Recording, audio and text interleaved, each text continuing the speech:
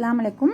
வாங்க இன்றைக்கி நம்ம ரோட்டு கடை ஸ்டைலில் ஒரு தக்காளி சட்னி வித்தின் 10 மினிட்ஸில் எப்படி செய்கிறதுன்னு பார்க்கலாம். அதுக்கு பார்த்தீங்கன்னா இந்த மாதிரி நான் 1/2 கிலோ தக்காளி எடுத்திருக்கேன். உங்களுக்கு எவ்வளோ குவான்டிட்டி வேணுமோ அந்த அளவுக்கு தக்காளி நீங்கள் எடுத்துக்கோங்க.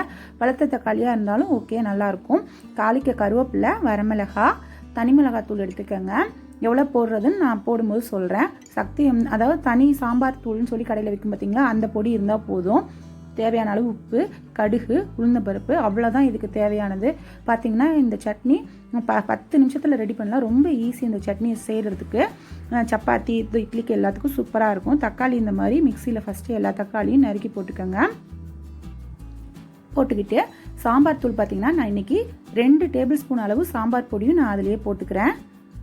மிளகாத்தூளும் அதே மாதிரியே 1 டீஸ்பூன் அளவு மிளகாத்தூள் போடுங்க. உங்களுக்கு காரம் நிறையா வேணும்னா நீங்கள் இன்னும் கொஞ்சம் கூட ஆட் பண்ணிக்கலாம். தனி மிளகாத்தூளோ இல்லை குழம்பு மிளகாத்தூள் இருந்தால் கூட ஆட் பண்ணிக்கோங்க. இப்போது சட்னிக்கு கொஞ்சமாக உப்பு போட்டாருங்க. ஏன்னா நம்ம இது வந்து தண்ணி ஊற்றி தான் கொதிக்க வைக்க போகிறோம் சட்னி. அப்போ தண்ணி ஊற்றி கொதிக்க வச்சு வற்றும் போது சட்னி மாதிரி கிடைக்கும் போது நம்மளுக்கு உப்பு நிறையா தெரியும். அதனால் தேவையான அளவு கொஞ்சமாக உப்பு போட்டு அரைச்சிக்கோங்க. நல்லா நைஸாக பேஸ்ட் மாதிரி பண்ணி வச்சுக்கோங்க. இந்த மாதிரி நைஸாக அரைச்சிக்கோங்க.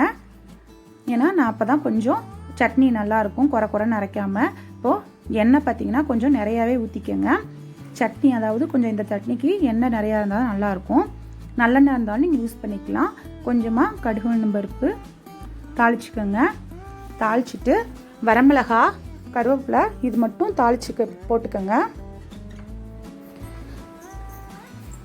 தாளிக்க போட்டுக்கிட்டு வெடித்தோடனே நம்ம அரைச்சி வச்சுருக்க அந்த தக்காளி பேஸ்ட்டை தூக்கி ஊற்றி நல்லா தண்ணி ஊற்றி கொதிக்க விடுங்க. நிறையாவே கொஞ்சம் பாருங்கள், நான் அந்த தண்ணி ஊற்றிட்டு எவ்வளோ தூரம் தண்ணி நம்ம ஊற்றி கொதிக்க வைக்கணும் அப்படிங்கிறத நான் காட்டுறேன் உங்களுக்கு. பாருங்கள், இந்த அளவு நீங்கள் தண்ணியாக வச்சுக்கோங்க சட்னிக்கு. இதை நல்லா வச்சு கொதிக்க விடுங்க. அதாவது எண்ணெய் பிரிஞ்சு வர அளவுக்கு கொதிக்க விடுங்க. நம்மளுக்கு இந்த சட்னி பார்த்திங்கன்னா ஈஸியாக நம்ம உடனே ரெடி பண்ணிடலாம். இந்த சட்னி இட்லிக்கெலாம் நீங்கள் இந்த மாதிரி செஞ்சு பாருங்கள், ரொம்ப டேஸ்ட்டாக இருக்கும். தோசை, இட்லிக்கெலாம், சப்பாத்தி கூட நம்ம இன்ஸ்டண்ட்டாக இந்த சட்னி ரெடி பண்ணிக்கலாம். நான் இன்னும் கொஞ்சம் தண்ணி ஊற்றிக்கிறேன். ஏன்னா அப்போ தான் இந்த சாம்பார் தூள் வாசனைலாம் போய் நம்மளுக்கு நல்லாயிருக்கும். நீங்கள் கொதிக்க விடாமல் விட்டிங்கன்னா ஒரு மாதிரி வாசனையாக இருக்கும் சாம்பார் தூள் வாசனை.